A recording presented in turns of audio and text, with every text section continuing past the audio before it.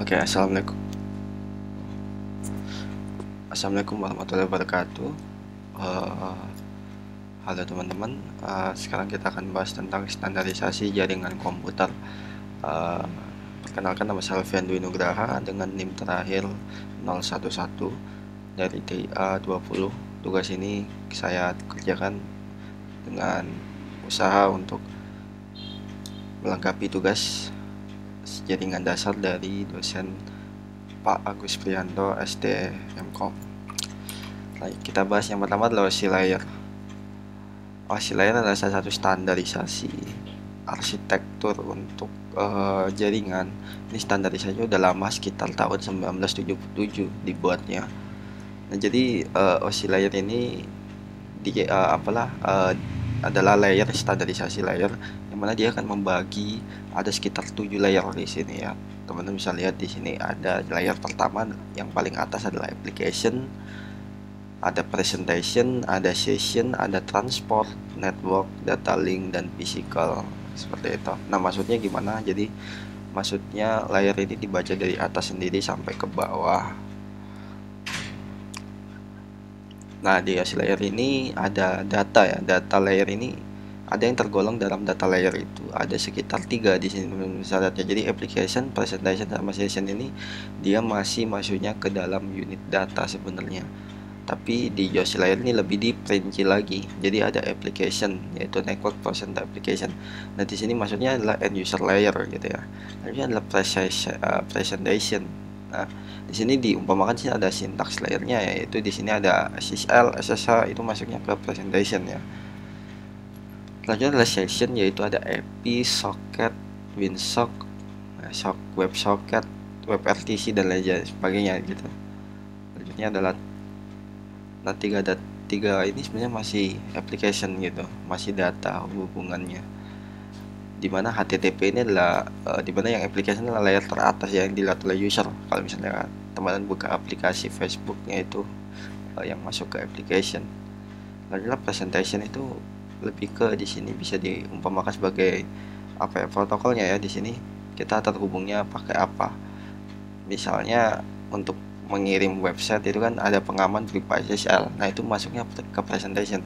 Atau kita koneksi ke suatu, kita nge-remote komputer pakai protokol SSH. Nah, SSH-nya itu masuk ke presentation. Lanjutnya session. Nah, session ini masuk lebih ke pemrograman basicnya, API-nya gitu, lagi library-nya.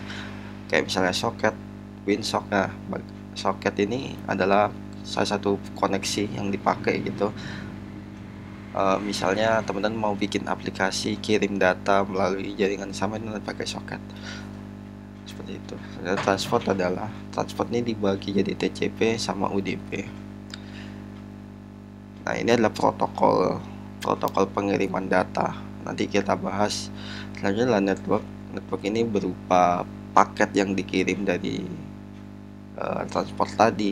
Selanjutnya adalah data link ini masuknya ke frame, tapi bisa dibilang ini semacam fisiknya ya. Di sini ada atlet, switch, dan bridge, itu masuknya ke data link. Lalu ada physical, di sini ada lebih ke fisik, yang lebih fisik lagi, yaitu kabel. Di sini ya dihubungkan kabel, wireless, hub, repeater yang paling rendah. Jadi, nah, di sini jadi cara kerjanya adalah dibaca dari atas. Jadi dimulai dari application. Contohnya tadi Facebook, ketika kita ngeklik, nah, kita ngeklik data atau bikin status atau snap dan lain sebagainya, story dan sebagainya, itu nanti akan di aplikasi itu nantinya akan mengirim melalui presentation ya. Di situ apa yang diolah gitu, misalnya data ya, data biasa kita bikin data pakai gambar JPEG, itu presentationnya. Selanjutnya dia masuk ke session adalah yaitu tadi yang digunakan Facebook untuk mengirim. Misalnya Facebook menggunakan ya biasa, kita menggunakan socket biasa antara, jadi dia langsung buka jaringan, akses ke server, lalu dia kirim. Nah, di sini transportnya apa? Nah, misal pakai TCP. Nah, selanjutnya data dikirim. Nah, data ini akan diubah menjadi paket. Nah, paket ini nantinya akan dikirim dan masuk ke Ethernet kita. Misalnya kita pasang service apa provider di rumah kita, yang nanti masuk ke situ lalu diteruskan ke kabel koaksial, dan akhirnya, nah, setelah itu nanti balik lagi ke atas, dia balik lagi ke data link, ke network, ke transport session, dan masuk ke tujuannya sama. gitu. Itu OSI layer. Selanjutnya ada TCP IP layer. Ini sebenarnya sama kayak OSI layer. Sebenarnya ini layer yang model yang lebih lebih beda lagi dari OSI, tapi sebenarnya sama. Nah, di sini perbedaannya TCP/IP ini lebih lebih gampang ya, lebih pendek ya. Di sini cuma dia punya 4 layer aja. Di sini ada application, transport, internet, dan network access. Nah, jadi sama, tapi ya itu tadi kalau kita ibaratkan OSI sama TCP kayaknya untuk sekarang banyak yang pakai TCP karena yang pertama TCP itu memang siapa saja bisa menggunakan ya, berbeda dengan OSI layer yang mana dia itu dibikin oleh organisasi. Jadi kalau misalnya teman-teman mau modifikasi atau apa ya teman-teman harus minta izin dulu ke organisasi OSI layer.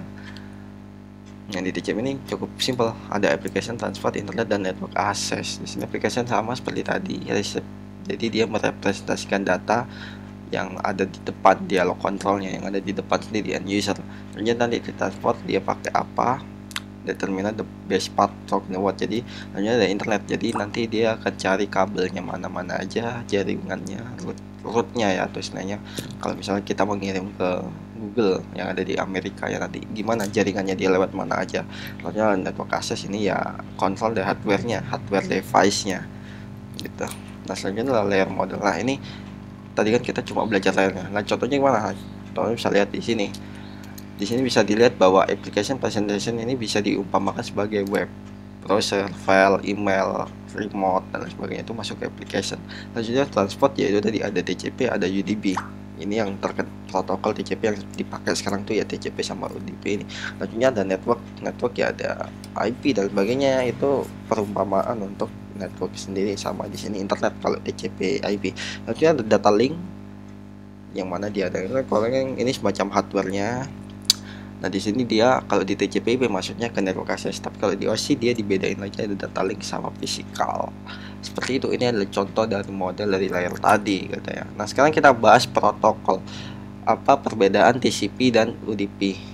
Nah jadi protokol pengiriman atau transport protokol itu adalah apa ya, istilahnya ketetapan yang dipakai untuk mengirimkan suatu data. Contohnya kayak contohnya kayak kita kalau mau ngirim surat itu kan pasti harus ada ketetapannya, alamatnya harus ditulis benar, kode posnya apa aja. Nah itu namanya protokol. Nah sama di internet juga ada protokolnya. Di sini yang dipakai ada TCP sama UDP. Nah perbedaannya apa? Nah bisa dilihat di sini kalau di TCP di gambar 1 itu dia melakukan request connection dari client ke server. Habis itu server nanti akan mengkonfirm connection. Kalau di UDP dia nggak usah request connection, langsung request datanya. Jadi bisa dibilang perbedaan antara TCP dan UDP itu adalah handshake. Jadi TCP itu melakukan handshake dulu, istilahnya dia request, boleh nggak melakukan koneksi. Nah ini kalau di komputer dikenal sebagai sebutan handshake. Jadi kita kenalan dulu, baru ngirim datanya. Kalau di UDP enggak, dia nggak usah handshake. Nah kenapa handshake? Nah, handshake diperlukan dalam TCP adalah untuk memastikan bahwa pengirim sama penerima itu tetap tersambung. Istilahnya itulah sign, mensinkronisasikan gitu. Jadi kalau misalnya dia terputus, nanti TCP akan mengirim handshake lagi. Jadi jangan sampai terputus koneksi antara klien sama server. Kalau UDP enggak. Nah, baru di sini dia mengirim requestnya request data, send data. Kalau di UDP. Nah jadi perbedaan tahu ya. Jadi TCP itu harus bikin perjanjian dulu, harus kenalan dulu. Dia request connection, handshake dulu. Nah di gambar kedua juga dikasih tahu di sini. Ini adalah diagram waktu ya, time. Di sini ketika sendernya ini dia minta ke server receivernya ya, dia harus sign dulu, dia harus minta handshake dulu sama receiver. Kalau akhirnya receiver nggak allow, dia nge-confirm oke, koneksi kamu sudah saya terima, dikirim lagi sync. Habis itu baru dia ngirim data. Tapi kalau di UDP enggak. Nah jadi bisa dibilang TCP itu, nah ini maksudnya gimana. Nah jadi ketika misalnya kita ngirim data pakai protokol TCP, datanya itu harus sampai ke pengirim. Jadi kayak kalau teman-teman misalnya pakai kurir gitu ya, jadi datanya itu harus dipastikan sampai ke server. Kalau semisalnya datanya itu nggak sampai, misal kita ngirim angka 1, server ngirim angka 1 ke klien, nah misalnya nggak sampai, nanti TCP akan ngecek lagi, oh datanya nggak sampai, maka TCP akan otomatis mengirimkan lagi ke server. Ini datanya belum sampai, lu kirim lagi gitu. Dan nanti server akan ngirim lagi datanya. Jadi TCP itu datanya harus sampai. Enggak. Jadi kalau ada kerusakan atau hilang di tengah jalan, dia harus tetap.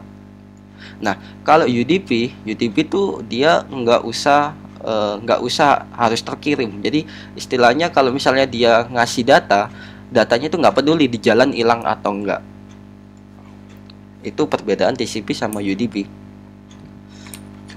Seperti itu. Nah, contoh dari TCP UDP itu apa? Ya TCP itu kalau misalnya kita transfer data, transfer pesan, pakai messenger, karena datanya benar-benar harus sampai. Kalau nggak sampai bahaya gitu. Kalau UDP itu kalau misalnya kita pakai VoIP atau pas kita lagi telepon, lagi streaming video di YouTube, nah itu pakai UDP. Kenapa? Karena keunggulan dari UDP adalah meskipun dia nggak peduli hilang di jalan, tapi dia cepat karena dia nggak usah handshake, nggak usah sinkronisasi, jadi langsung aja dikirim. Makanya kalau kita lagi telepon atau lagi streaming, kadang kan ada tuh suara yang hilang. Nah itu kenapa ya? Karena dia pakai UDP. Jadi ketika ada data audio atau video yang hilang di tengah jalan, ya nggak diperluliin sama UDP, karena yang dikejar UDP adalah real time, kecepatan dalam waktu transfernya. Beda sama TCP gitu. Makanya UDP masih dipakai untuk telepon, streaming dan lain sebagainya. Pokoknya membutuhkan kecepatan untuk pengiriman data tanpa peduli apakah datanya akan rusak atau enggak gitu. Nah, ini adalah kelebihan TCP versus UDP ya. Ada ya TCP connection oriented, connectionless, dia reliable, UDP best efforts. Ada segment sequencing, dia di UDP nggak ada, no sequencing. TCP retransmission, nah itu kalau misalnya ada kegagalan dia ditransmisikan ulang. Tapi kalau UDP nggak. TCP menggunakan handshake SYN, kalau UDP nggak usah gitu. TCP acknowledge, UDP no acknowledgement. TCP biasanya digunakan untuk email, file sharing, download. Kalau UDP voice streaming, video streaming dan lain sebagainya. Itu perbedaannya. Nah, selanjutnya adalah TCP/IP protokol. Nah, kita coba bahas yang TCP/IP protokol tadi yang udah kita bahas ya. Tadi kan ada UDP sama TCP. Kita bahas yang TCP. Kalau di TCP, oke, terima kasih sudah melihat presentasi dari saya. Saya ucapkan terima kasih. Jika ada salah kekurangannya, saya mohon maaf. Wassalamualaikum warahmatullahi wabarakatuh.